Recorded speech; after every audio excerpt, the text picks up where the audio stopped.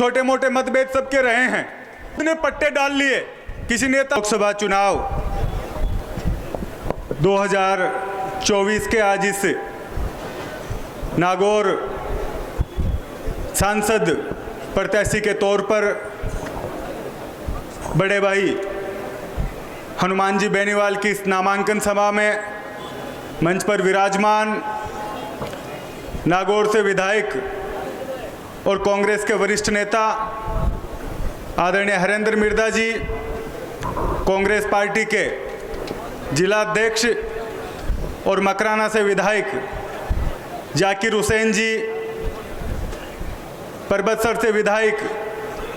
भाई रामनिवास गावड़िया जी, जायल के पूर्व विधायक मंजू मेघवाल जी, डीडवाना के पूर्व विधायक चेतन डूडी जी, बिंदु चौधरी जी, रामचंद्र जारोड़ा जी, सलावत खां जी, वक्फ बोर्ड के अध्यक्ष बिरदाराम जी पूर्व विधायक, जसाराम जी चौधरी साहब, नारायण जी बेनीवाल साहब, मंच पर विराजमान कांग्रेस पार्टी और आरएलपी के सभी वरिष्ठ नेतागण, मेरे सामने विराजमान नागौर जिले की प्रत्येक विधानसभा से पधारे समस्त बड़े बुजुर्ग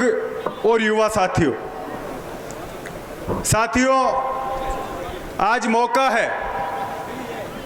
जब 19 तारीख को लोकसभा के चुनाव होंगे और उसमें कांग्रेस पार्टी और आरएलपी के संयुक्त गठबंधन के तौर पर उम्मीदवार के तौर पर बड़े भाई हनुमान जी बेनीवाल हम सब के बीच आज नामांकन भरा है।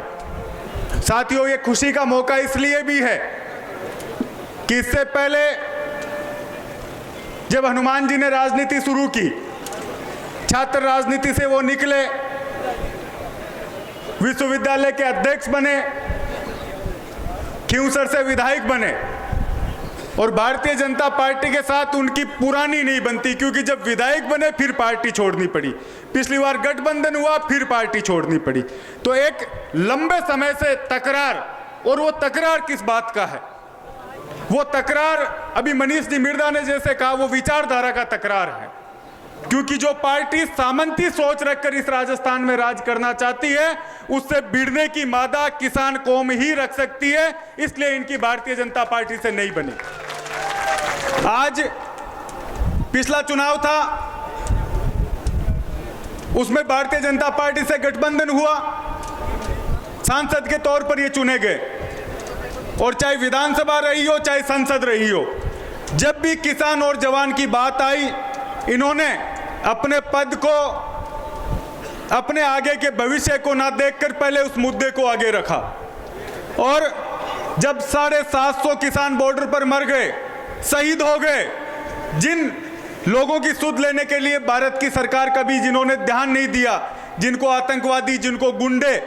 और जिनको ये कहा कि ये आंदोलन तो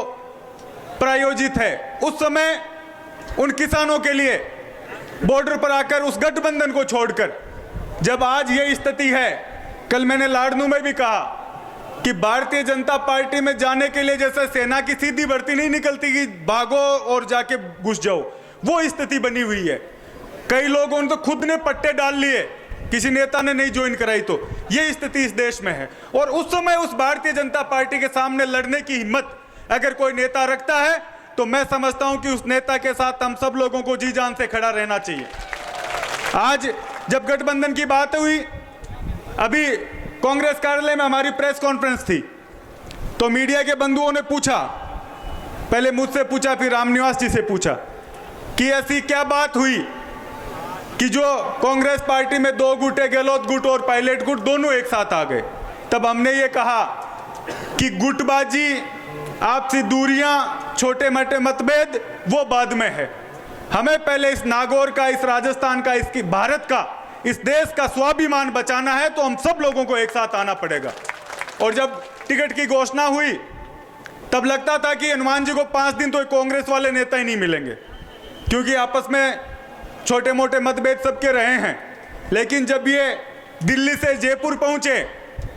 पार्टी के आपके कार्यकर्ता स्वागत करने पहुंचे, उससे पहले सारे नेता जाकिर जी जो हमारे जिलाध्यक्ष के उसके घर पे पहुंचकर हम सब ने स्वागत किया और हमने कहा कि टिकट की घोषणा लेट हुई है, आप समय खराब ना करें, आगे की हमें रणनीति बनानी चाहिए। और कल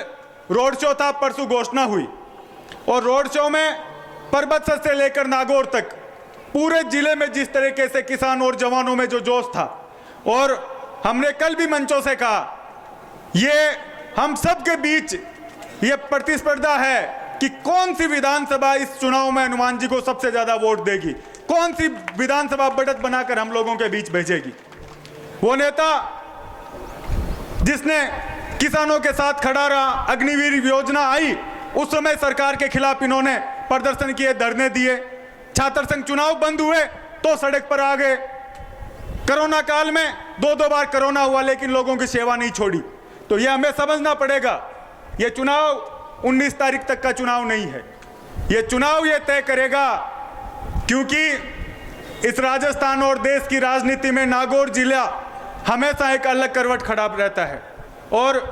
मैं पीछे एक दिन लिस्ट देख रहा था कि कब कब यहाँ कांग्रेस जीती, कब कब भारतीय जनता पार्टी जीती। तो पिछला चुनाव तो कोई पार्टी का नहीं था, कांग्रेस भी वही थी, भाजपा भी वही थी, हनुमान जी यहाँ से सांसद बने। उसके अलावा सिर्फ सीआर साहब, और उस समय भी क्योंकि हनुमान जी चुनाव लड़ रहे थे, कांग्रेस के वोट बंटे, इसलिए सीआर साहब और एक बार भानु जी 2 सांसद पहले इससे पहले रहे हैं। तो ये तो गढ़ है कांग्रेस और अब आरएलपी दोनों एक साथ हो गई। तो यहाँ मैं समझता हूँ कि सबसे बड़ी जीत हनुमान जी की यहाँ होने वाली है। एक बार पुणे में आप सबको धन्यवाद देता हूँ कि बहुत देर से आप लोग बैठे हैं, मेरे से बाद भी हनुमान जी को बोलना है, जाकिर साहब को बोलना है, हरेंद्र मिर्दा जी को बोलना है। मैं एक बार आप सबको ये धन्यवाद देता हूँ और एक जिम्मेदारी हम लोगों को लेकर जानी पड़ेगी कि 19 तारीख तक हम लोगों को पूरी जान पूरी ताकत के साथ इस चुनाव को संभालना है। हमें वोट जब तक हम लाकर नहीं डाला देंगे तो उससे पहले हमें कहीं भी आश्वस्त होकर सोना नहीं है। 19 तारीख तक का ये चुनाव हम सबको, प्रत्येक कार्यकर्ता और नेता को हनुमान जी बेनीवाल बनकर ये चुनाव लड़ना है, क्योंकि गठबंधन हुआ है, इनको और भी जगह प्रचार में जाना पड़ेगा, और भी जो कैंडिडेट है उनके यहाँ प्रचार में जाना पड़ेगा। तो ये नागौर का चुनाव हम जो मंच पर बैठे नेता और आप सब लोगों के भरोसे आप लोगों का चुनाव है। सबका बहुत बहुत धन्यवाद। जय हिंद, जय भारत।